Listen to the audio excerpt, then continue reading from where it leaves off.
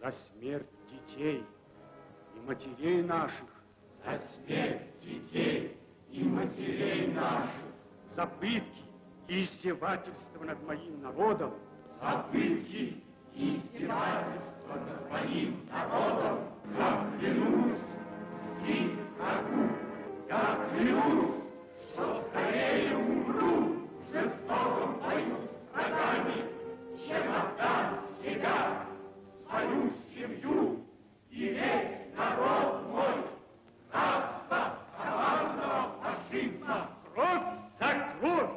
Кровь за кровь! Смерть за смерть! Blood for blood. Death for death.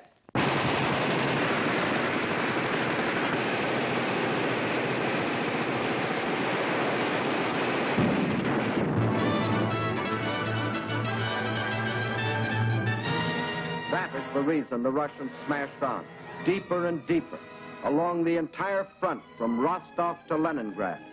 Nowhere could the tide of Russian pressure be stopped. And by spring of 1942, this area was delivered from the Germans. But this was not the important result. Not that this town or that village was retaken, but that the whole legend of Nazi invincibility had been shattered. German armies could retreat too. German armies could be defeated. German troops could be captured.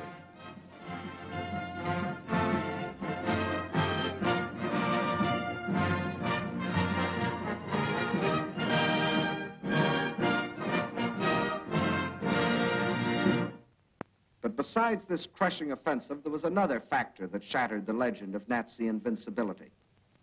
That factor, which will live forever in the history of this war, was written by the people of this city.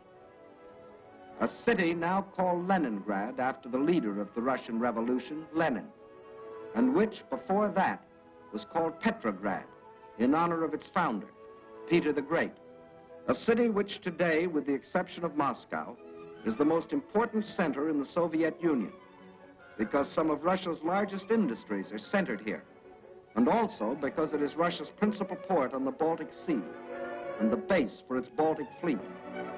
Here, as throughout the Soviet Union, on June 22nd, word came of the attack. But here, the city was only a few miles from German lines. And while the men of the Red Army and the Baltic Fleet moved out to meet the enemy, behind them another army was formed. An army whose weapons were shovels instead of rifles. An army of men. An army of women. An army of children. Feverishly, they dug the trenches, threw up barricades, built defenses, prepared themselves for the worst. They knew that they too were in the front line. They weren't wrong.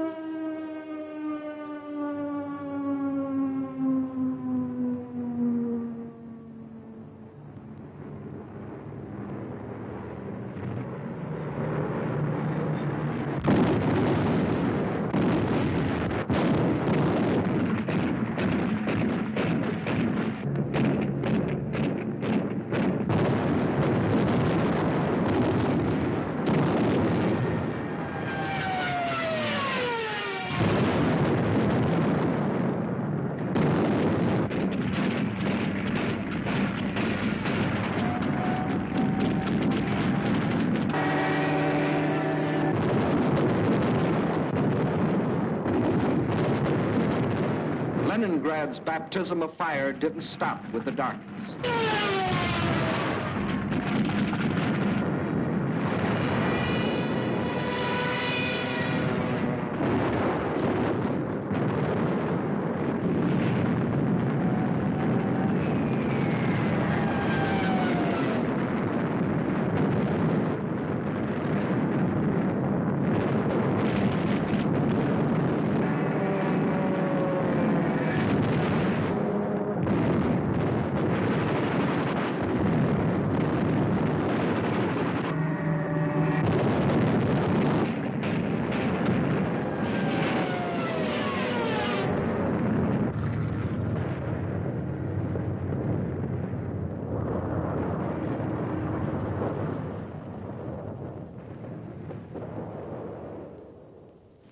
Finally, the morning comes, and the people of Leningrad dig themselves out from the ruins.